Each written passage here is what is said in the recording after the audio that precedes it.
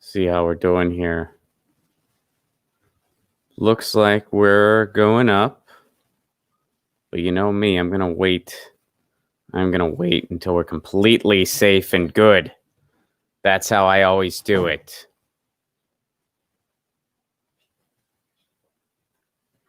All right. Yes, it's official. What's up, everybody? Good morning, good afternoon, good evening, good day, good morrow, good times. How's the future? Are you in the future? Are you in Australia? Do we make it another day? That's exciting. I'm happy about it. Welcome to Get Your News On with Ron. I am Ron Placone, your host. I don't know where my guest is today. I have not heard from my guest today, which is a bummer. I was super excited to have him. Dolan, the rapper and activist. We confirmed, and everything was good to go. And this morning, or for him this afternoon, I don't know where he's at. So, if that's what you tuned in for, sorry, I don't know where he is. But got a lot of happenings today, but I'm flying solo, which I don't like to do as much. I like it better when I have a guest, but looks like as of right now, I do not have one. We'll see if anything updates throughout the show. But shout out to everyone who makes this show possible. ZT.com, ZHITEA.com. Their tea kind of rules. They supply the tea to this show. They make a phenomenal tea. Great black teas, smoky black teas. I really enjoy those. Great green teas for the afternoon. Go to ZT.com, ZHITEA.com. Get some of their tea wholesale. They supply the tea to Get Your News On with Ron. Also, TriageOil.com. Our friends over at Triage Oil. They make amazing pain oil that you put on your body, and it works wonders. It helped out my shoulders. I was having some issues with my shoulders recently.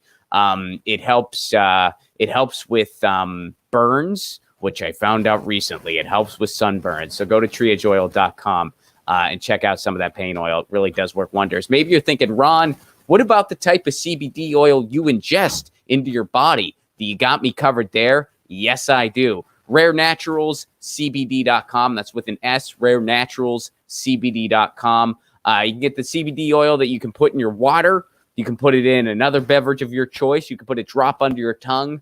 It relaxes you. It makes you feel good. It helps prevent headaches. When I feel a headache coming on, I'll take some of it, and it really helps me out. Or if you're a little sore, maybe you had a workout, whatever else, it's a great product. So RareNaturalsCBD.com for some all-natural CBD oil, CBD oil. And when you go to that website, use the promo code Lucy at checkout, Lucy. Use the promo code Lucy at checkout to get 30% off your order. How cool is that? 30% off. If you need CBD oil, hook it up. RareNaturalsCBD.com. That's with an S, RareNaturalsCBD.com. Promo code Lucy. All right. So also, little bit of breaking news. Today is the birthday of the one and only political vigilante himself, Graham Elwood. Graham Elwood's birthday is today. I still have beer in my fridge from Graham's last birthday. Graham had a birthday party last year when the world was still a thing.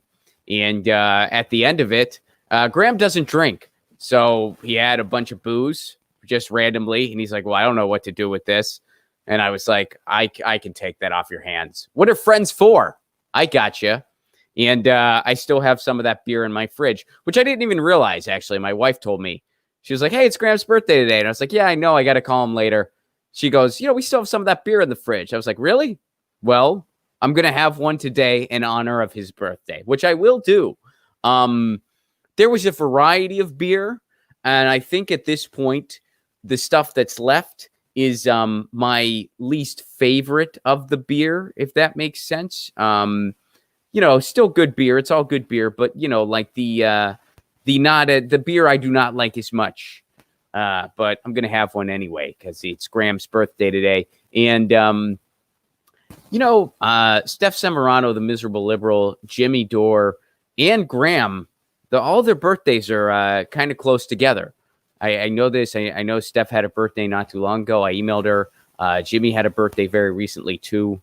And today is Graham's birthday, which is, yeah, I just realized that, like right now, like literally right now, like all their birthdays are kind of close together. So I don't know if they all share the exact same sign or if it's like around the same sign. I always forget the cutoffs for that stuff. I know that I'm a Sagittarius because my birthday's way out in December. They're all clustered together in the summer birthdays, and I'm just floating around in December land, Sagittarius land. Me, Jim Morrison, and Walt Disney. I share a birthday with Walt Disney. That's pretty random. You know who else I share a birthday with? Nina Turner. I share a birthday with Nina Turner. So anyway, happy birthday to Graham. That's the first piece of news today. Second piece of news today, guys, there's a couple things I never thought I would ever say in my life.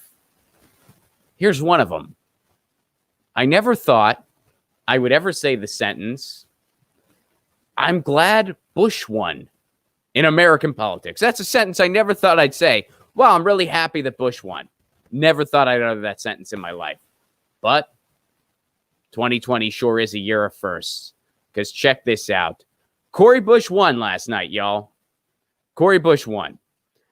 Here's the headline from the AP. Protest leader Bush ousts 20-year U.S. Representative Clay in Missouri. Cori Bush, a one-time homeless woman who led protests following a white police officer's fatal shooting of a black 18-year-old in Ferguson, ousted longtime Rep. William Lacey Clay Tuesday in Missouri's Democratic primary. That's what the AP had to say about this. And I will say this. I'm glad that in that first paragraph, they highlighted her activism. I'm glad for that. But Cori Bush won last night. And check it out. There were some other victories. There was another victory last night, too. Rashida Tlaib. She also won. Here's the headline there. Squad, quote, member Rashida Tlaib defeats primary challenger Brenda Jones. Now, here's what's interesting.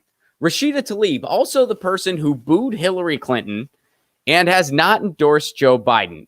It's almost like the Democratic establishment is completely disconnected from what the base wants, and they don't care. They don't have any plans to rectify that situation. Now, I'm glad Rashida Tlaib won. I'm glad Cori Bush won.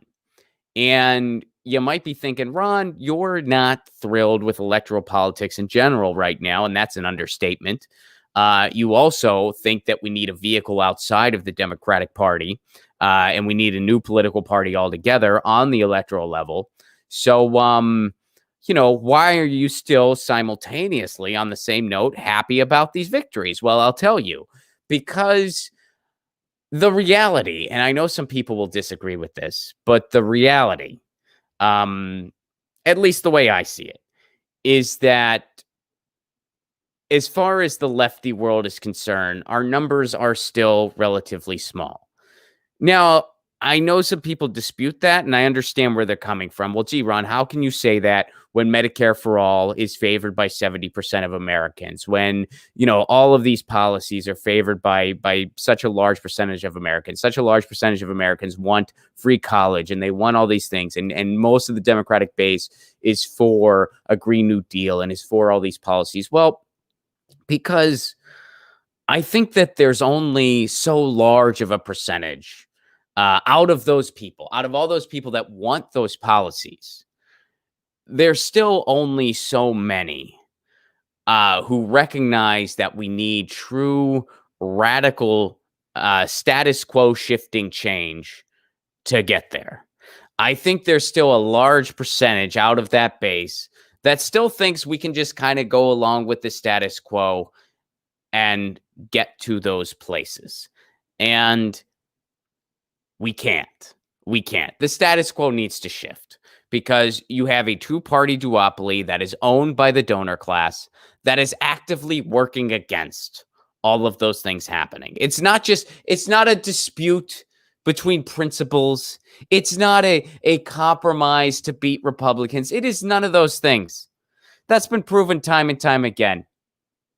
You can look over in Kentucky, where they had a pro-Trump Democrat versus an actual progressive. They pumped millions into making sure that pro-Trump Democrat beat the progressive. And now that pro-Trump Democrat is trailing by 17 points against Mitch McConnell. The Democratic establishment's first priority is making sure any type of progressive doesn't get anywhere near power. So it's still a good thing when it happens, whether a D is next to their name or a G is next to their name or whatever else is next to their name, because it expands the tent. And I hate using that verbiage because I know that's stuff Nancy Pelosi says. But in this case, it expands the tent of people who recognize the necessity for status quo shifting change. And my hope is that alternative vehicle to the Democratic Party is still built. And then what you have is either the Rashida Tlaibs and Cori Bushes that have already gotten in, they move over, they join Movement for a People's Party, or alliances start to form where you have the actual progressives who have infiltrated the Democratic Party aligning with a new political vehicle. And that's kind of how the Democratic Party will either have to change some itself, or in some cases, when you look at other chapters in American history, will just cease to exist, will over the course of time become dead in the water. And that's what happened to the Whigs. It was about a 6-year turnaround where the Whigs just kind of went bye-bye because there were a bunch of movements outside of there that weren't happy with them. And eventually that became what we know today as the Republicans. The Republicans and Democrats used to be one party. And whoops, technically that still hasn't changed. So happy about those victories. It's definitely a win. But we still got to recognize that most of the things that need to be done are straight up outside of electoral politics. It is outside of electoral politics. We need a rent strike. We need a general strike. We still need all those things to happen. But there's some news on the electoral front for you. And by the way, for anyone just tuning in, I don't know where my guest is today. B. Dolan supposed to be on the show today. I have not heard back from him. Let me check now, see if there's any updates on that front. But right now, I'm just getting my news on with y'all and with myself. And yeah, still haven't heard from him. I don't know. We confirmed, things happen. I feel like I have the hardest time getting musicians to do this show. And I don't know why that is. Truth be told, they're my favorite guests to have. Musicians are my favorite guests to have. And for some reason, they are the hardest to get for this show. I don't know why that is. But it's always been that way since the show's been around. Always. That's the only time I will, well, not the only time, but, when I get somebody passing on the show, it is pretty much 100% of the time a musician. I don't know why that is. I don't like that truth. It bothers me. If you can't tell, you probably can. But for whatever reason, musicians, I guess, don't like doing this show. I don't know why. It bums me out. You can probably tell. I don't need to reiterate that. You're probably, yeah, Ron's a little bummed out. Yeah, I am. That's life. That's life. But there's a lot of news that I wanted to talk about today. So we're getting our news on together. And that's what's most important here. So we're going to go here next. This is interesting to me. So check this out. Fed's Kashkari suggests a 4 to 6 week shutdown, says the U.S. Congress can spend big on coronavirus relief. All right, so the U.S. economy could benefit if the nation were to lock down really hard, quote unquote, for 4 to 6 weeks, a top Federal Reserve official said. This was this past Sunday, adding that Congress can well afford large sums for coronavirus relief efforts. Why is this so fascinating? Here is someone from the Fed admitting that a lockdown is one of the best things we can do, even looking at it from an economic perspective. And that is very telling because here's the problem with our contemporary society. We are a capitalism death cult.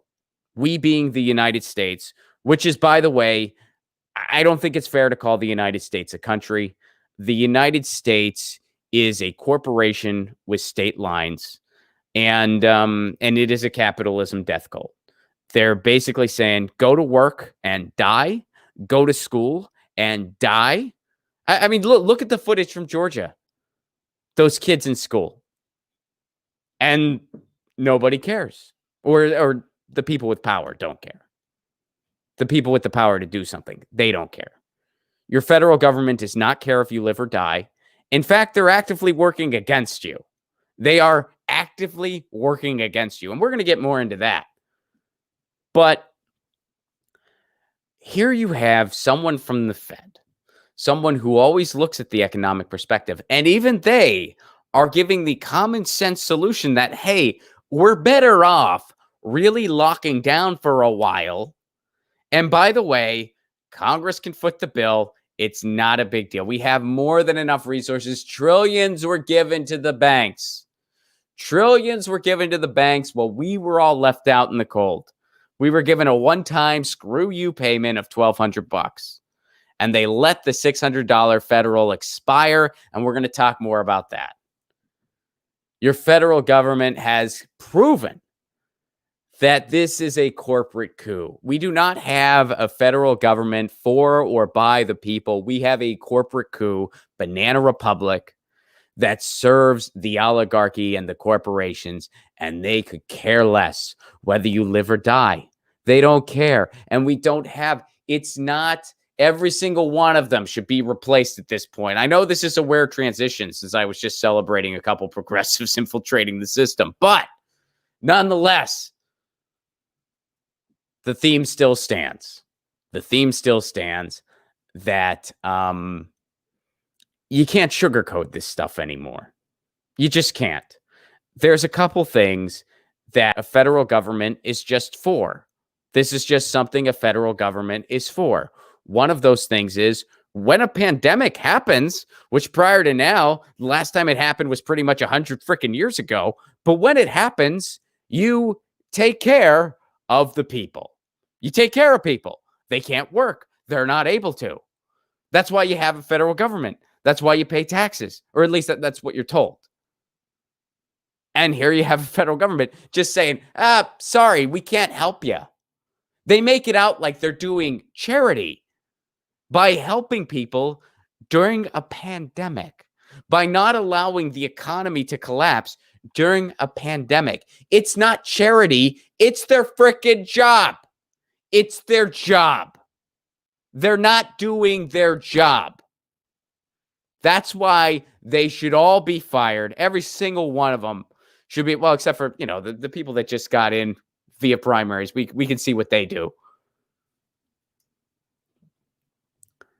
I mean, it's such nonsense. Such nonsense. And here you have a guy from the Fed saying, look, we're better off because we're all worse off health-wise and economically if we have to keep shutting down and then reopening too soon and then shutting down and then reopening too soon and then shutting down and then reopening too soon. I remember, I think when I was about 7 years old, maybe even a little younger, I was given my first chore where I was supposed to, I think I raked leaves or something. I don't remember exactly. It wasn't important. Maybe I built a shed. I don't know. I definitely didn't build a shed. I think I raked leaves or something. And guess what? I did a shitty job because I didn't care that much. And I just wanted to be done with it and go play. And my mom taught me a valuable lesson where she's like, hey, you screwed this up. Now you have to go do it again. And I did it again and I eventually fixed it. And I was like, all right. And she said, when you do something right the first time, you don't have to do it again. And that's how it works. That's how it works. That's a lesson that I learned when I was maybe 7 years old. Maybe I was even younger than that. I don't remember. It's not all that important. But that's a very common sense life lesson. So let's apply that to our contemporary society. Hey, if you do it right the first time and you get the numbers down and we get to the point where we need to be, we won't have to do it again. We'll have done it right the first time. Now, I know it's a little more complicated than that because we live in a capitalism death cult, because people are forced to go to work because they have no choice, because the federal government didn't help them. They abandoned them. So I get it's a little more complicated than just that, but still the theme stands where it's like, if we get this right the first time, we'll all be better off. And we're already on the second try, by the way. Other countries did it right the first time. They have a government that actually looked out for people in a pandemic. They shut down the way they needed to. And the people cooperated too. And now they're reopening. And we just, So here's someone from the Fed saying, let's get it right this time. And here's the thing. The government will listen to the Fed. The government will listen to them. Now, it's just this one person. It's just this Kashkari here. But it'll be interesting to see what happens. All right. So let's move on to some other stuff I wanted to talk about. Let's stick with the stimulus. Since we're in the theme of the stimulus, let's stay over with the stimulus here. And could that $600 federal stick around? Or, well, I guess come back. Technically, they let it die at the end of the month, which, by the way, was a bipartisan effort between Republicans and Democrats. Republicans, of course, want to kill it because Republicans never want to help people, ever. They just really want to make sure Wall Street's happy, and they don't need to be subtle about it. The Democrats have the same priorities. They just need to be a little more subtle about it. So the Republicans wanted to gut that $600 federal per week, and Democrats wanted to keep it. They put a bill out there. It collected dust on Mitch McConnell's desk. Or Democrats say they want to keep it. Collected dust on Mitch McConnell's desk. Steve Mnuchin said, okay, we can expand it for a week until we figure this out. The Democrats said no to that, which was a very weak move politically. What they should have done was they should have said yes, because we're not going to leave people out for a day. Yes, we're not going to leave people out for the day. We're getting this short term, and we're going to hold your feet to the fire to get a good long-term deal too. We're going to say, hey, look, you just extended it for a week. People are still out there looking for work. People are still trying, to get back to a regular life, because all these right-wing talking points you throw out that, oh, people don't want to work because of, no, that's not what's going on here. That's nonsense. None of the statistics out there support that sentiment that Mitch McConnell spews.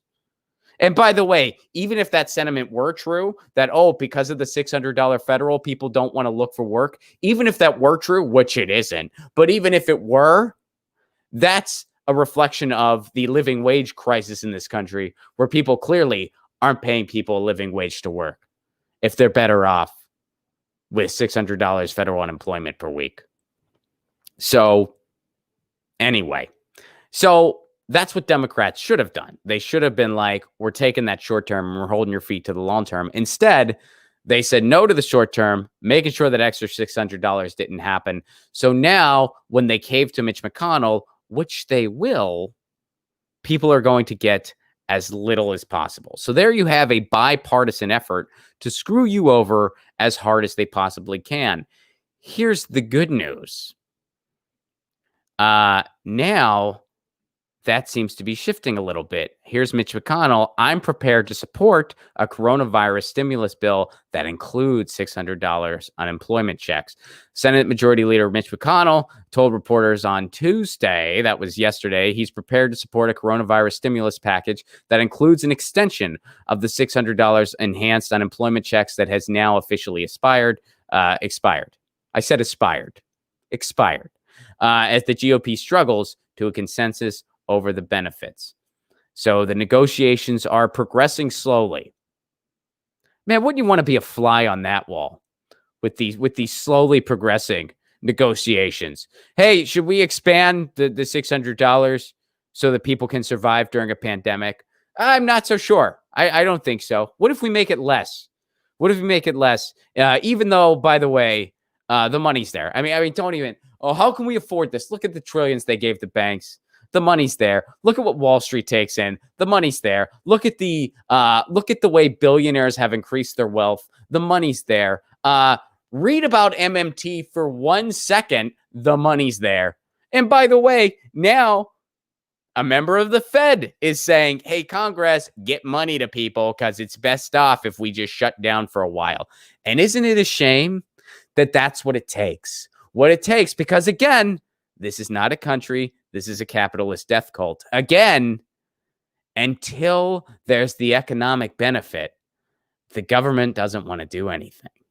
So I honestly think that they're going to get the $600, which, by the way, there's other reports out there that if that does happen, if the $600 comes back, it's going to be retroactive, meaning there will not be any time that was missed.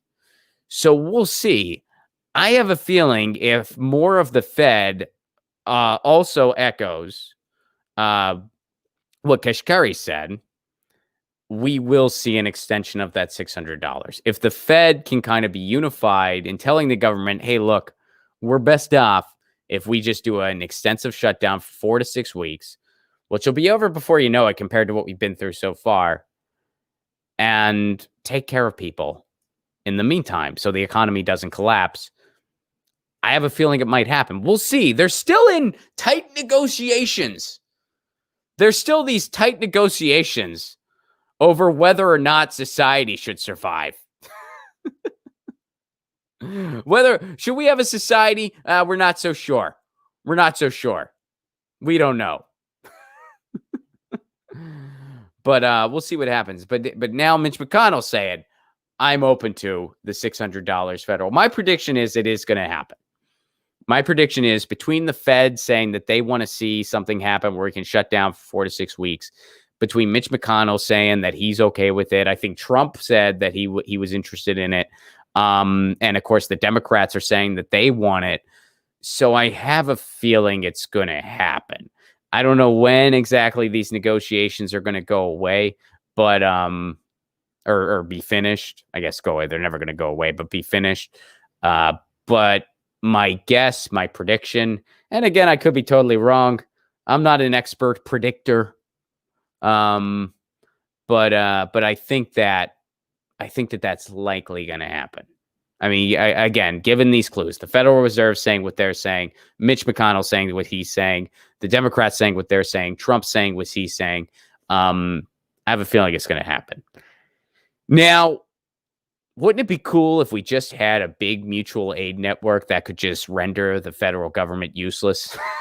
I mean, they are useless, but wouldn't that be great if we could just build that? I mean, and as we said on the show yesterday, and it was Pat Cody, a.k.a. Pat the Burner, a.k.a. Nick Sliver, a.k.a. Peter Douche, who said that we're only 2 billionaires away from being able to do that.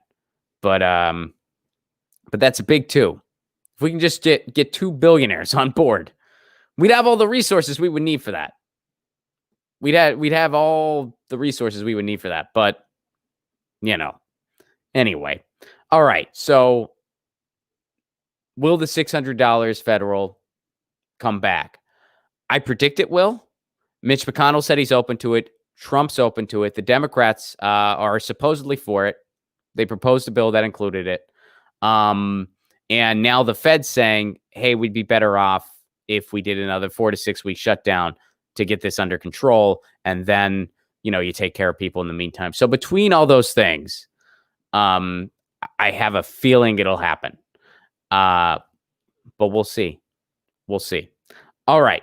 So that's a little bit of news on that front. Now, I got a couple fun things, and I got a couple music-related things here that I wanted to talk about today because my guest was supposed to be a musician. And again, I've not heard from him. I'm not sure what happens. I don't know if something got mixed up in the translation. Let me see if B. Dolan reached out. Yeah, still haven't heard from him. Yeah, I don't know. Something got lost in translation. I guess I'll find out later.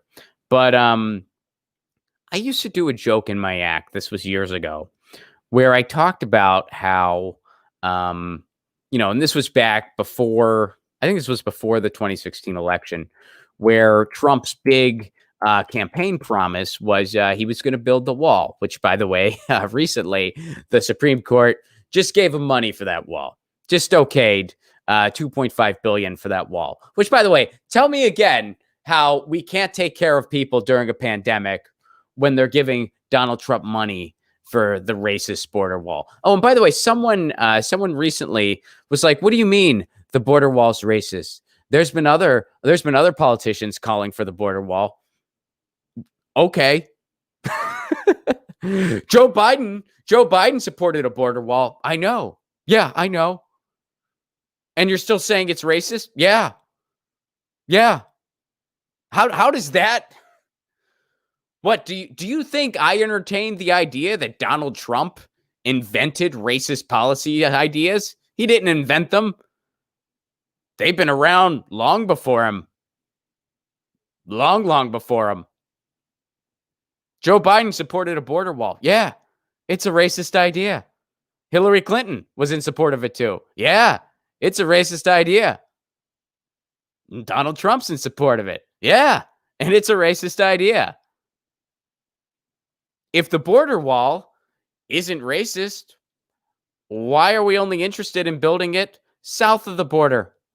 Why aren't we interested in building one over Canada too? Which brings me to my next story. I used to have this joke in my act about the border wall where I would say, look, I think the only way we're going to see a border wall is if we tick Canada off enough. Now, unfortunately, that has not come to fruition. They're working on the border wall. They just okayed billions for it. But that call regarding Canada kind of happened. Canada sends patrols to prevent caravans of Americans from surging across the border, which, by the way, shout out to Mima, who sent me this story on Twitter. Mima tweeted this story to me. She is Canadian. Thank you for that story, Mima. I got a chuckle out of it. So Canada is sending patrols over to the border to prevent caravans of Americans from surging across. Since March, the U.S.-Canada border has been closed to all but essential traffic in an effort to contain the spread of coronavirus. But Americans being Americans, they are flouting the new regulations in pursuit of their usual summer fun. According to NPR, the Canadian Border Patrol has effectively prevented caravans of Americans from crossing the border. Most are arriving by sailboats and luxury yachts. And here's the thing. As time goes on, some are going to try to stay there. Some are going to try to stay there. So here you have Canada needing patrol to keep us out because we're a capitalism death cult, because we're not really a country at all, and people are watching the system crumble hard before their eyes. That's what's happening. So that is very dark humor there. It is funny in a very blissfully not blissfully in a very blissfully tragic way. It's tragic in the sense that, wow, this is happening. It's blissful in the sense that, we need to rip the Band-Aid off. So it is blissfully tragic, which I know is a contradiction, but you see where I'm coming from. We need to rip the Band-Aid off of what our society really is and what our society is really doing. And then, and only then, can we begin to fix it. So, all right. That's a little fun story across the border over in Canada. Now, here's something else related to music. I got two short music stories, and then I'm going to see what y'all are saying in the chat. I haven't done a solo show in a long time. I don't do shows solo as much anymore. And the reason for that is because, I spend a lot of time in my apartment, folks. A lot of it. And I miss interaction. So when I have a guest, that means interaction. And I kind of have been liking the format of, we get our news on together and then we interview. First, like we get our news on. I'm like, hey, here's some stuff in the news. It's fascinating to me. And then we... and then we chat it out interview style. So anyway, but I still like the solo shows. They're still fun too. So So check this out. For those of you who may not have seen any of this, recently, the CEO of Spotify said that he put out this statement saying, hey, musicians can't just make albums every 3 to 4 years. They got to do it more than that. And a lot of musicians were kind of like, screw you, because Spotify rips artists off big time. And by the way, not just musicians, comedians too. I can speak to that. Spotify, they give you a fraction of what you should be getting for the streaming, and their algorithms only favor certain types of music, and it's kind of a big mess. So REM's Mike Mills had this to say to the Spotify CEO: go fuck yourself. And here's a summary of some of the artist reactions about this. Last week, Spotify CEO Daniel Ek gave an interview with Music Ally where he said that artists need to crank out more music more often to make a living. You can't record music once every 3 to 4 years and think that's going to be enough. Unsurprisingly, this upset a lot of people, as according to the Brooklyn Vegan article here, including lots of musicians like David Crosby, who wrote on Twitter, "You are an obnoxious, greedy little shit, Daniel Ek," and REM's Mike Mills, who tweeted, "Music equals product and must be churned out regularly," says billionaire Daniel Ek, concluding with, "Go fuck yourself." By the way, this goes into my theory on billionaires. You don't become a billionaire unless you screw over a lot of people. There's no such thing as an ethical billionaire. Here is yet another example. Daniel Ek, billionaire, doesn't pay artists for their music, gets rich off of artists' music, and then wags his finger at them to make more music for him to exploit. If he compensated artists fairly, guess what would happen? He'd still be rich. He'd still be a very rich person, but he wouldn't be a billionaire. He'd be rich, but not a billionaire. You don't become a billionaire unless you're a psychopath, and unless you're greedy beyond comprehension, and unless you don't care about treating human beings like widgets, which is what Daniel Ek does, which is what Jeff Bezos does. If he paid people living wages, if he gave his warehouse adequate facilities, instead of having an ambulance parked outside so when people collapse, they can be taken to the hospital because he doesn't want to bother putting in an air conditioned unit. If he actually treated people like human beings and with dignity, he'd be a very, very rich man. But he wouldn't be a billionaire. Elon Musk wouldn't be a billionaire.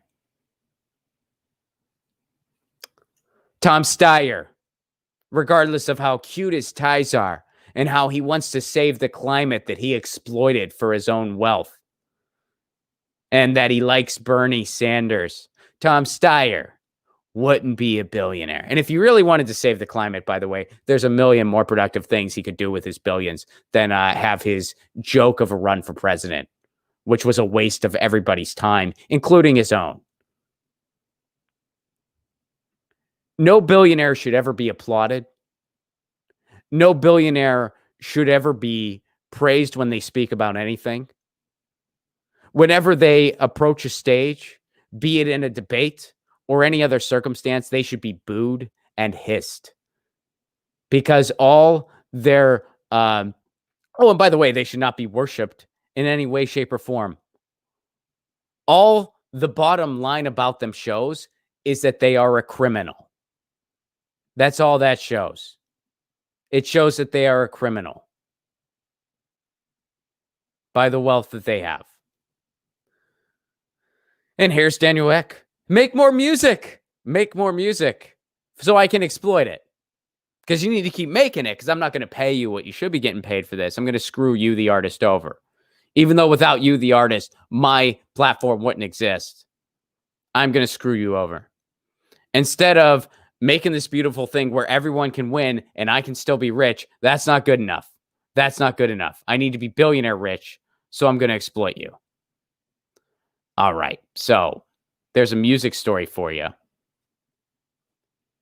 And here is a call to action to end the show today. This is from the Dallas Observer. So we covered this on the show before. We covered the Save Our Stages campaign. Now, what Save Our Stages is there are policies out there that would help save independent venues. You guys have heard me speak about this. the independent venue scene is hurting a lot. They were, as the website will tell you, they were the first to close and they will be the last to reopen. You guys know that Graham and myself, which by the way, it's Graham's birthday today. Graham and myself canceled our 2020 tour dates. And we, out of all of our tour dates, I know of at least 2 venues that we were supposed to perform at this year that have already closed permanently because of the pandemic. Our venue in Seattle and our venue in Boston. Both of them did not make it. And, as I was canceling the shows and emailing the venues and saying, hey, we're canceling our 2020 dates. We're going to try to reschedule next year. We'll be in touch. A lot of the responses said, I hope we'll be here. And if we are, we look forward to having you. It's a rough scene for independent venues. It's very rough. They have lost pretty much everything. And venues provide a very important thing to a community. They provide a space to perform. And, some venues are better than others as far as how they treat artists. And that's an understatement. But that's a different topic for a different day. We're kind of just looking at it big picture for now. But they provide an essential service to a community, not just culturally by bringing live performance to a place, but economically as well. When you have a thriving live venue in your community, all the other businesses do well too, because, when people go out to a concert or a comedy show or a theater or whatever it may be, whatever the live performance is, they want to get dinner beforehand. A lot of the times they might want to get a round at a bar beforehand. They might want to, they might see a movie theater or some other similar entity that they didn't know about. And they see, hey, that looks pretty cool. I'm going to check that out. They might see a bookstore I don't know why books. I mean, I like bookstores, but you know what I mean. A clothing store, a bookstore, a record store, whatever it may be, that they see and they go, hey, that's pretty cool. I'm going to check that out later. Oh, bumped the mic there. Sorry about that. But they might see that. So you see how a venue helps out a community culturally and economically, and they're hurting. And here's what's going on with Save Our Stages. We have an update on Save Our Stages and that movement, which is why I'm bringing it up today. So the Senate introduces the Save Our Stages Act to grant billions in aid to venues. So this is a grant. All right. So on July 29th, John Cornyn and Amy Klobuchar of Minnesota introduced the Save Our Stages Act in an effort to aid independently operated cultural and music venues affected by COVID-19 shutdowns. If passed, the act, which is endorsed by the National Independent Venue Association and the National Independent Talent Organization, will provide small business administration grants to music venues, theaters, and other venues that rely on crowds in order to operate. And the purpose is to direct the SBA to make grants to eligible venues equal to the lesser of either 45% of operations costs from the calendar year of 2019 or $12 million, and to permit recipients to use grants for costs incurred during the COVID pandemic. Now, if you want to sign this piece of legislation, if you want to sign this to call on your Congress and Senate people to support it, here's where you go. SaveOurStages.com. Time is running out to Save Our Stages. The mission of the National Independent Venue Association is to preserve and nurture the ecosystem of independent live music venues and promoters throughout the United States. This is our final push to Congress, and there won't be another opportunity. Please help us save our stages now, and you can fill this out, and it'll be sent to your representatives. I've done it. I've signed it. You can find it on my Twitter. I tweeted it out as well. And again, SaveOurStages.com. If live music is something you value, if live performance is something you value, if live comedy is something you value, I highly recommend signing this and loaning your signature to this movement. So again, that is SaveOurStages.com. All right, let me see what y'all are saying. Let's see here. It's weird just being all by myself. D Munch, what's up? From my cat, Skirt and Sylvie, to your little sweetie pie. Aw, thank you. Meow, meow, purr, purr. Meow, meow, purr, purr, meow, purr. Translation, buy gold or Bitcoin to hedge against inflation. Thank you, D-Botch. I appreciate that.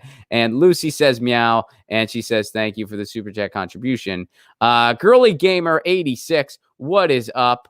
The chat's jumping on me, and for some reason, YouTube is not showing the chat in the big and in the big area.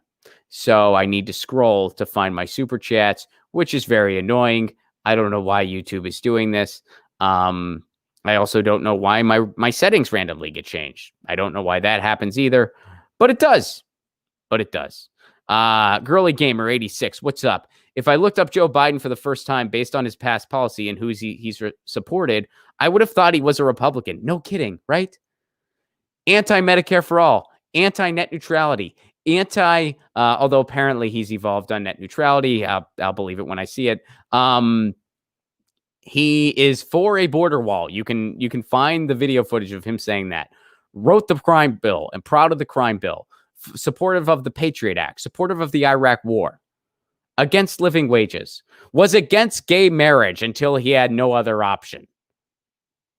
I mean, yeah. Who wouldn't think this guy's a Republican? And it's because we have a neo-fascist party in the Republicans and a right-wing party in the Democrats. Stop calling them center-right. It's not fair to call them center-right. Compared to the rest of the world, the Democrats are not center-right. They are straight-up right-wing. All right. Ramal, what's up? The wall is not to keep crime out. It's to keep us in. Boom. Ain't that the truth? Yep. Ramal, thank you very much for your super chat contribution. And Girly Gamer 86, thank you very much for your super chat contribution. And D Munch, thank you very much for your super chat contribution. Thank you guys so much for your super chat contributions. You help keep Get Your News On with Ron on the air. And a special shout out to Mima for the for making all this possible. Or for making the Canadian story possible. And I think B. Dolan has arrived. Hey, man, what's up? Sorry I'm late. Okay. Sorry I'm late. My phone alert did not go off. Oh. Nightmare. It happens to the best of us. Well, I got my news on without you, but I apologize. It's okay. Well, everybody, welcome to the show, B. Dolan, and we'll just get on with the interview portion of the show and what I really wanted to talk about, which is, of course, the revamping of your project, No More, yes. KNOW More, which so I'll give everybody a refresher here. I had Sage Francis on the show, who you collaborate with, and you guys are both on the Strange Famous record label, yep. And I'm a fan of both of you guys, and I'm excited to talk to you. And I thank you for hopping in. Yeah. I was not sure what to make of it, man. I feel like sometimes I worry that musicians don't like doing this show as much as other people, and it worries me. I'm like, is it something about me that musicians don't? Because musicians are my favorite guests to have. My favorite guests to have are musicians. No, I'm with it. I'm with it in stream worlds. It's just keeping track of them all at this point. Like which stream is happening when. And I got my own personal streams that I'm accountable to twice a week. I got a movie of the week we're streaming on Discord. But yeah, this has been what I've been doing like creatively since the pandemic started, is going deep in streaming. So you stream on Discord? We once a week we stream a movie through the Discord. We use the voice channel in Discord to basically like collectively watch a movie and talk about it in a text channel. So like John Carpenter's They Live was good. You know, like you want a movie that's cool. Mystery Science Theater 3000 with like the whole Discord server. Oh, right on. That's awesome. Yeah, we do that on Wednesdays, and then Tuesdays and Thursdays I've been on Twitch. And yeah, but also on Thursdays, we've been having like a regular 4 p.m. meetup. The Discord thing has been cool because like activists were talking to me about it, and then music marketing people were talking to me about it. And I had been planning on checking it out, and then the pandemic happened and all my tour dates for the year got canceled. So it became like, all right, let's see what we can do with this. And Discord is really cool at organizing people across different areas of interest. So some fans are there for music, but others are there for activism and politics, and the No More project, has gotten like kind of a rebirth. At first, due to a tech person that came along, grabbed the database and cleaned it up and did a ton of work for free. But then the Discord has allowed us to have like a weekly meetup where we start talking about it and like, okay, what's it really going to take to get this back online and present it to the public again. So let's talk about your music for a second. Then we're going to dive into No More, because one of the things I do whenever I have a music guest is I always give a couple song recommendations to all the listeners. And the songs that I picked out, just because they are my two personal favorites, is "The Devil's Alive." Check out Beat Dolan, "The Devil's Alive." Beautiful track. I love that track. Thank you. And and the reason I picked out two instead of one is because this is I don't think the right word is cover in this case. I think it's more of a readaptation, but I absolutely love what you did with "Which Side Are You On?" Yeah, thank you. Yeah. Yes. So "Which Side Are You On?" The Pete Seeger classic, B. Dolan updated, or what do you call that? I mean, like, is that a readaptation? Is that a it's a sample. Tribute? It's a sample. Okay. It's a sample, but like that song in particular is such a powerful, that song is not just any song. That version recorded by Pete Seeger was beautiful and like really haunting. It's a nice recording, and I always knew I wanted to sample it, but I had that sample for years before I made that song, because I was like, you can't just make any song with that. You can't. That song has to somehow be in the tradition of. Right. Like that's why I wasn't sure like what you call it. Like I song. know the basics of like sampling and what that means, but it's like, well, you kept the title, and really it's like you're doing that song justice. Like, of course, all the verses were your own, but it's in the theme of that song, and it's in the spirit of that song. And I think Pete Seeger would be is smiling down. I think he would totally dig that tune. I was scared for a while because it was one of the most clear sample usages I've ever used. But yeah, nothing ever came of it. And actually, his goddaughter just hit me up on Instagram. It was like, I heard your version. It's beautiful. And yeah. That's awesome. Yeah. That's really cool. So B. Dolan, check out the tracks. "The Devil Was Alive." "Which Side Are You On?" Amazing tribute sample of Pete Seeger. And you can find just both those tracks on YouTube. Now, so No More, which, I talked to Sage about when he did this show. Yeah. The way I've described it to people, it's basically almost like a WikiLeaks style database, but for corporations specifically. Is that accurate or in the ballpark?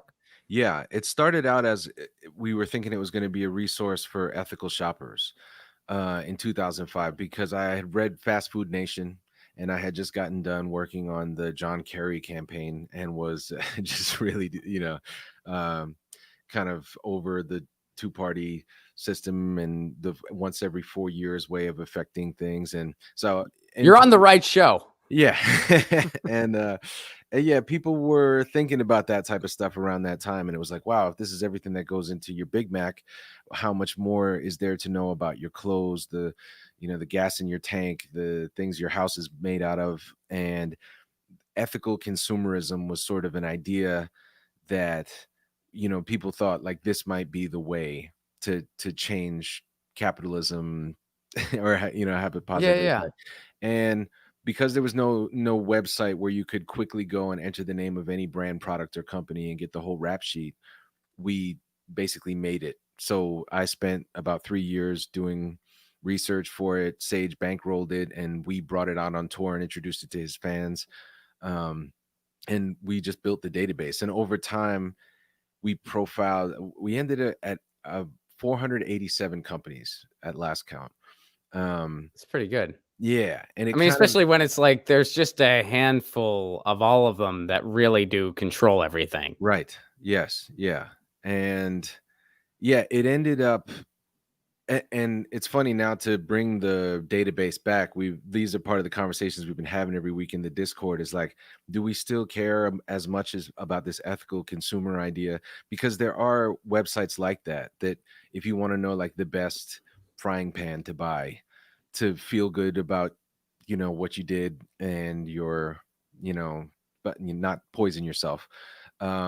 there's ethical shopping guides, but what the database became over time, it was clear, was more like just a big library archive full of corporate abuse that dated back, 30 years in the entire modern era, really back to World War II, with companies like Bayer and really atrocious, stuff with Nestle and Nike and Dow Chemical uh I just learned about the Union Carbide disaster, and just these like historical things that are kind of glazed over, and what Did you became guys take a look into Coors, Coors. the beer? I know that like New Belgium Brewing was a brewery that was open to be like the opposite of that. I know there's like a lot of water waste with beer, but other Oh than yeah, that, yeah, yeah. Well, Coors, I mean, the way they treated their employees was just yeah. ridiculous over the years. And the one guy has been involved in, I want to say, it might be I don't know if it was Acton Institute or which group it was specifically, but one of those like fringe right wing Koch brothers wet dream type organizations was funded by Coors. And there's actually the podcast The Dollop. No. Oh, okay. It's a really cool comedy history podcast. Okay. And like Dave and Gareth are both friends of mine, but they do a deep dive on Coors in one of their recent episodes. Nice. And yeah, Coors would be definitely a good one to add to the database. Some of the stuff like Coors beer has done over the years is like ridiculous. Yeah, it's crazy. But who doesn't qualify for the database is a better question. Yeah, Like what? that was part of it, man. That was part. This was in 2005, so this is prior to Occupy Wall Street, the financial collapse, prior to crowdsourcing, prior to smartphones. At the time, we were like, oh, maybe someday there could be a device that you could have on your keychain, and you could take it in the store with you and take a picture of the barcode, and it would, run the and net. Now obviously, so there's a lot to be updated. There's lots of applications. At one time we even had like a browser plugin, so that as you surf the web, if you're like on Amazon or something, like the right next to the products you're looking at, like the little rating would pop up, and we would rate every brand and company for workers' rights, human rights, environmental concerns, political influence, business ethics, and from like negative to harmful. So you could see quickly, like, is it all red or green? And from the little icon, you can see like, oh, there's a problem with, and then you click on and get the whole deal. But over time, and realizing now, like a lot of that reporting has disappeared from the internet, or it's behind a paywall now. So as we've been looking at the database and what's there, we've been talking to journalists now who are like, yeah, we should just have, this should be like a library type resource online. So where is the resource right now? I know you're working on getting it back, Yeah. and you've been trying to. There have been some funding efforts, and I think you mentioned you might change the name too. So like where is everything right now? Yeah. So since it ended up coming down a couple years ago, due to like spam attacks, and I mean, it, like we said, it had the funding problems. No one was ever going to buy advertising on this website because no one ever wanted any attention from this website if they were a company. But now that crowdsourcing exists, and now that it's kind of become clear, this could be a resource for journalists, activists, workers, scholars. There's some really cool new stuff available. Like Blue Lena is a company we had a conversation with, founded by journalists, that works on getting a subscriber base built up through an email list for alt publications and independent journalists to do the type of research they want to do.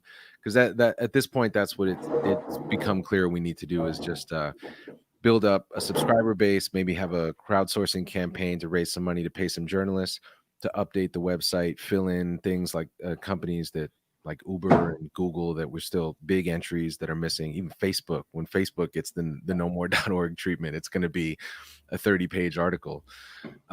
So we've got plans for all that right now. But then Facebook will flag it as fake news. Yeah. Well, that's part of why we're on Discord and Twitch and any platform other than a Zuckerberg one. Right? Yeah. But right now, radicalconsumer.org is the name that we're using. If you go to if you go to radicalconsumer.org right now, there's an email sign up sheet and a basic kind of outline of the demands of the website and what we're the type of things we're interested in and rating companies for, like corporate money out of politics, or increased fines on white collar crime, or maybe make the richest 1% pay taxes. Just Crazy notion, man. That's protection for workers.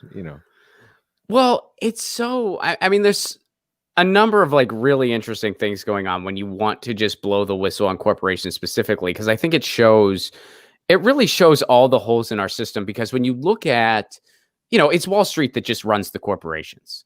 And when you look at like the institutions that own everything, that own the media, that own oil and gas, that own like it's just a big portfolio of assets from them, you see the same handful of companies just in a slightly different order. The comparison I like to make is how when they rank all the college football teams and they mix it up a little bit. Like one, it's like, oh, Michigan State's number 8 in this one, and they're number 10 in this one. But at the end of the day, it's like the same 25 teams on all the the AP or whoever it is. It's all the same teams.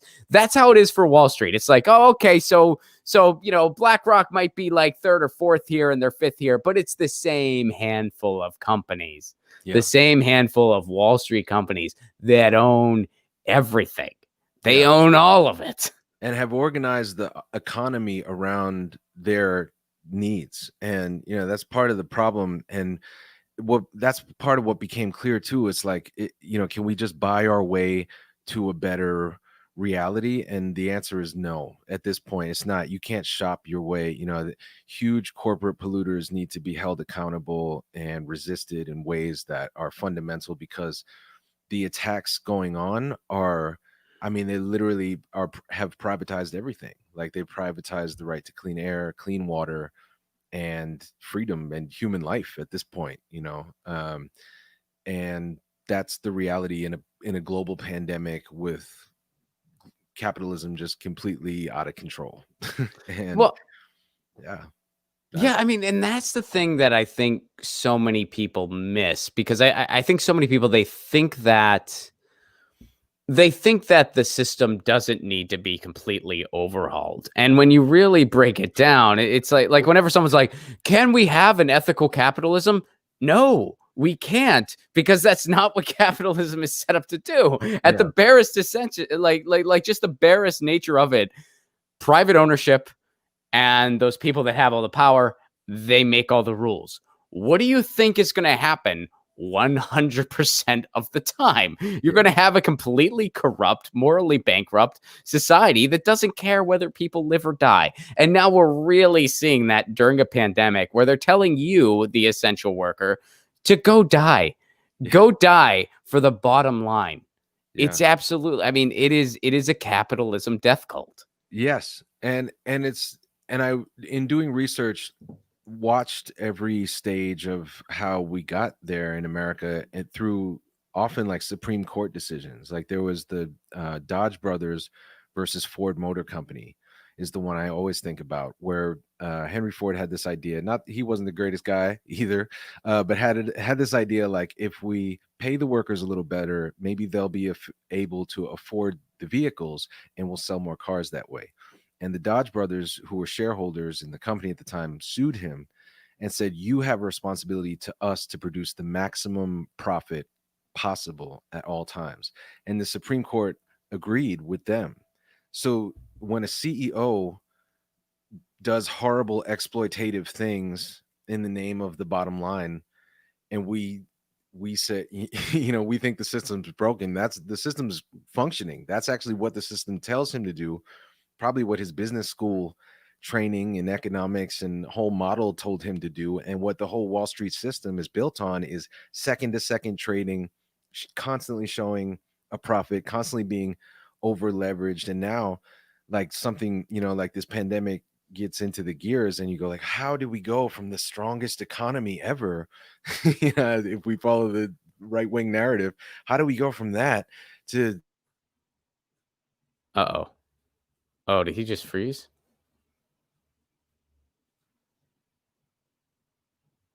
It was never even a question. There we go. You froze for a second there. We missed the end there. And can you move over like Oh yeah. This way, other way. I didn't have Move time to over. properly position the web. Yeah, I know. We got you on. There There, we go. perfect. There we go. All right. Yeah, the emblem was like cutting off your eye there for a second. It looked like you look like a pirate. I'm beardless today, so extra trippy. Well, have you ever thought about this? Have you ever thought, like, imagine we lived in a completely different world where the idea of our society was just not a thing, and you just had this big meeting with a bunch of people, kind of like what they did at the end of Game of Thrones, where you're basically sitting around and you're like, how do we organize a society? If somebody described our system, Yeah. everybody would have a restraining order against that dude the next day. Like, they'd be like, I'm not comfortable with Tim. He's a freaking weirdo. They'd be like, I get it. We have this thing where it's like everyone needs to make money, and then it's like you make money and then you use that to give money to the other people that had all the money in the first place, and then they start up other things to make more money, and then if they make more money, that's good, and then they place bets on whether something's going to make money or not, and of course they make all the laws too, so they can help influence their own bets, but that bet equals more money for them, and then there's all kinds of more money, and like, that sounds crazy. Where do they get all this money in the first place? Oh, from all of us. They extract it from all of us, and then they make all this more money, and they keep it. But then if the business makes money, that's a good thing, and that's it. And they'd be like, yeah, you're not invited to the meetings anymore. You sound a little insane. You realize this is like paper we're printing, right? What's wrong with you? Yeah. And nobody would want to be friends with that guy. Yeah. And yet it's a highly successful magic trick. It's lots of people have signed up for that timeshare. No kidding, right? I mean, it's just so, like, people are, even that example that you gave with Ford, he didn't say, let's pay our workers a little more because they deserve to live if their labor is making our product possible. He said, let's pay them more so they can buy our shit too. Yeah. We can sell more. Right. And that, like, there's a profit in long-term sustainability. It's just not built into what the model anyone's using. It would seem obvious, especially to us now. I would hope to our generation more so than to our parents, that short-term financial goals cannot be what the entire system is built on. Ignoring the fact that it can't exist for another 30 years. No one can explain how that's going to work. Oh, absolutely. Yeah. It's just, we're seeing what the system's really set up to do, and we're seeing it fail miserably in real time. Yeah. And it's like, yeah, this can't, I mean, we need true systemic radical change. And anyone who thinks the status quo is going to get us out of this, you're just dreaming. It's just not going to happen. Yeah. So getting back to the website, where can people go to learn more? Where can people go to help out the cause? If your fundraising efforts are still ongoing, where can people kind of go? We're not fundraising yet, because we want to be exactly sure of, we want to be more set up to deal with those funds coming in and to immediately disperse them and get to work with them. So at the moment, radicalconsumer.org is where you can go to just put your name on an email list that we're gathering, and eventually probably it will start out as a monthly or weekly email list where we'll start to just show some of the new reporting and the entries as we're cleaning them up and updating them. Like I said, it's about 500 entries right now that have to be gone through, and the site's going to get a graphic design overhaul, marketing, rebranding. Part of the problem with nomore.org, it was impossible to tell people about without them going like, oh, okay, I get it, NOMORD, and we're like, no, it's actually spelled KNO. We found ourselves spelling the name in every interview. Things I understand. We're like, I mean, it is cool. It is a cool name, and it is Cool clever. But that can get a little, whereas Radical Consumer, no one's asking you spelling questions. You're good. Radicalconsumer.org. Boom. Yeah. And so, but that might not even be the last name. We're still, the name can change. The structure of the database and how it's going to be presented and how it's going to be continually funded, that's what we're all, working together on. If you want to join the server, you can get there from imbdolan.com. And there's a channel in there called Radical Consumer Project, and you can be part of the weekly meetups and conversation going on. There's a Google Doc, everyone's sharing mission statement, all that stuff is coming into focus, and we're reaching out to other activists. And yeah, the goal is going to be to get the database up as kind of a online public library. And we're also really going to focus on translations because we've had a couple conversations. Talked to Chris Smalls, who organized the shutdown at the Staten Island Amazon factory. Yep.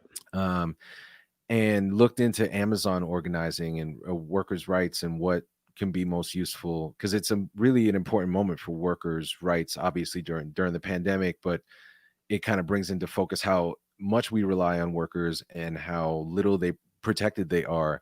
And for a moment, they might have like some leverage in bargaining with management. We call it essential workers. Right. That's We're what we literally call it. saying over The and over word's again, essential there. Yeah. Yeah, and we're still treating people like garbage. I mean, it's so just in your face, and it's like, I mean, I think we need a general strike. I think that needs to happen, and I know that's easier said than done because we have a system that's set up where, especially right now, if people miss a paycheck, they're going to go under. The system's set up that way on purpose, so it's easier said than done. And when you have a pandemic and the government didn't take care of people the way it's supposed to, it's one of the things the federal government's for. When a pandemic happens, they gotcha. That ours left us out to dry. But, so people are really desperate, but it's like our only leverage is to just shut it down. Yeah. And people like you and I, like the creative class or whatever you want to call us, it's our job to just be a communication vehicle throughout all this. Yeah.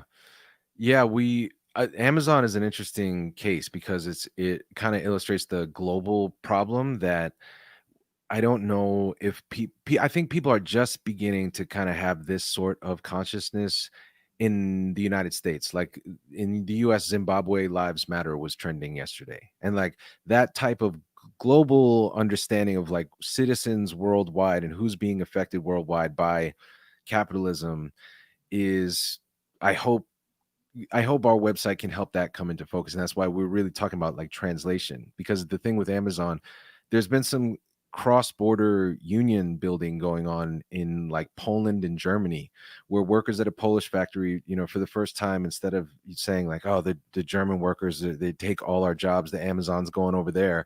Some workers literally got on a train, like snuck into the country, went to a meeting, and realized that Amazon is pitting these countries against each other. And it's the same old thing that was happening in the United States. Garment workers would fight to get back pay. They'd win after years in courts. And then the next day, the company would shut down and go to Mexico. And Americans get mad at Mexicans instead of getting mad at the global company that is just really saying who will treat people the worst. That's where we'll come build our factory. Right. So, yeah, workers in different countries organizing. When you talk about a general strike, how big could it be? Right. Because the enemies of the people are worldwide exploiting us. There was and I'm forgetting the details off the top of my head. This happened about a year ago, so it's foggy in my memory, but there were, I think it was one of the car companies, and they found out that like Mexican workers and American workers were actually starting to talk and exchange ideas, and they were both demanding they get treated better. And the company retaliated big time because they were like, oh, no. We need y'all against each other, and not realizing that we're the problem. We cannot have united workers across the world. We cannot have that. We cannot have more of the world knowing what goes on, in parts of Italy and in other places where they have worker co-ops and stuff like that. We cannot have more people knowing about that, or we're in a hell of a lot of trouble. Yeah. And the opposite is what we get, the world we've had, where everyone just races to the bottom, and the least accountable, the person who's willing to get the filthiest gets to be president. And and that country gets to build the factory, and capitalism gets to set the rules for what the planet looks like and what human life is valued at. Well, when you have a system that rewards the greediest of behaviors, that's what you're going to get. So it's like you have no choice but to change that system. You can't quote reform it or work with it ethically. Like, no, it needs, and a resource like what you're building is so infinitely important in getting that message across, because you're just saying, this is what these corporations do. This is what they all do.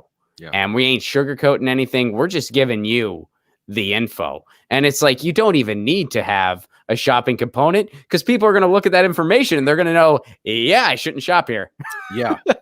It's going to go without saying, my dollar should not go here. Yeah. My dollar should not go there. Yeah. This system needs to go away. Mm-hmm. Yeah. And there's like an analogy to recycling too. It's like, is it good that you recycle? Yes. It is important and helpful for you to recycle your plastics and, yes. But could we have a much bigger impact on climate change if we got one company like ExxonMobil to change their corporate policy this year? It would immediately be more impactful than all of us continuing to recycle, because the people really, really trashing the earth are, like you said, a small group. We're talking about like 5 or 6 multinational companies. I'm with you. Yeah, it's just one of those things. Do what you can as an individual. Absolutely. Recycle, compost, all those things are amazing. But realize the need for true systemic change. And a lot of people, they don't realize Walmart has an F rating for the environment. Amazon has an F rating for the environment. Yeah. Like they are causing complete destruction to these communities, and they're letting the communities foot the bill. They do it, I mean, they are incredibly, and so many people just don't even know about that part of it. Yeah, and that's one of the other things that the database can offer too, is examples of victories and successful organizing strategies. And a lot of the victories that get won against big companies are won on a local level. And I think that's one of the kind of inspiring things about corporate accountability activism, is that you can get on your local town council, whether your state or your federal, obviously is all locked up with lobbyists and money and big donors. You can get on your town council and pass a town-wide ordinance that says no box store bigger than X thousand square feet can exist in our city limits, or no company can come in here and mine our drinking water and sell it elsewhere. And then when a company comes in like Walmart and tries to, you fight them. And then you cause a big confrontation, and you cause everyone that hears about this to say, like, well, why can't that town say who gets to build a store here? Why don't those people have the right, to say we don't want you in our community. Yeah. Yeah. I mean, I get contacted by a lot of people running for office, and I applaud those efforts. I really do. But I've always said it on this show, and I'll continue to. I wish that there were more contacts from people running for their city council, or running for mayor, or running for school board. I'm like, look, if every city council in the country had a Shamazouant or something similar, we'd have a different country. Like we'd be completely different. I mean, there's so much, and I'm not going to say corruption in local politics doesn't happen. Of course it does, but there's so much more that you can do, and so much more transparency that's there because it's in your community. And I wish there was a little more of that grassroots approach. Yeah, I think this current moment in uprising has brought a lot of attention to that too. I think people are paying attention, like, oh, my school board's terrible. Mm-hmm. I personally have learned my school board's terrible, and I'm like starting to just talk to friends, and things have gotten more local in some ways during the pandemic, just in thinking about, like, who do you know that should really always have run, and maybe it's time, because this is probably last ditch for democracy. No kidding. I think we got to go with that other idea the Greeks had, where it's like, we're recruiting you. Yeah, we all got together, we all talked. You're the person. You're in. You're mayor now. I don't want to run. Exactly. That's what qualifies you to be mayor. Yeah. Hey, I think I'd like to be president someday. Bad news. You are disqualified from ever being president. You can't do it now. You can't do it unless you say it when you're like 6 or something. We won't hold that again. If you're like a little kid and you're like, I want to be president someday, we'll have a review board that might disqualify you. It depends. But if you're Kanye West, you absolutely not. Disqualified yourself. You just disqualified yourself. You want to be president, you're out. Sorry, you can't do it. I really don't want to run for public. You're in. You're our person. You're in. Get in there. We all talked. We have a narcissism problem. We do. You should have a narcissist test. Hey, you don't nominate yourself for an award. Mm-hmm. You don't do that. People nominate you. It should be the same thing. This person, they got to be, I don't want that prize. We don't care. You have to do it now. because we need you. Heroes are recruited. You got some. You got some there.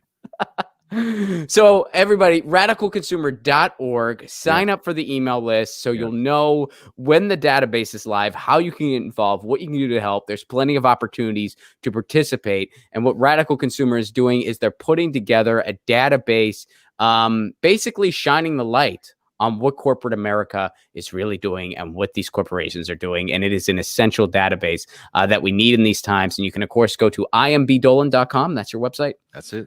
imbdolan.com to learn more about B. And again, don't forget those songs of the day. The Devil is Alive. Which side are you on? Those are two of my favorites, but check out all of B. Dolan's tracks. He's got some amazing stuff. He's making some amazing music. And dude, thanks so much for doing this today. I'm glad we connected. Yeah, thanks for having me. Sorry I'm late, man. No worries, man. It was perfect because I was just looking. I was about to just dismount, and then I see you, and I'm like, oh, he's here. Robin Green, thank you very much for the super chat contribution. I appreciate it very, very much.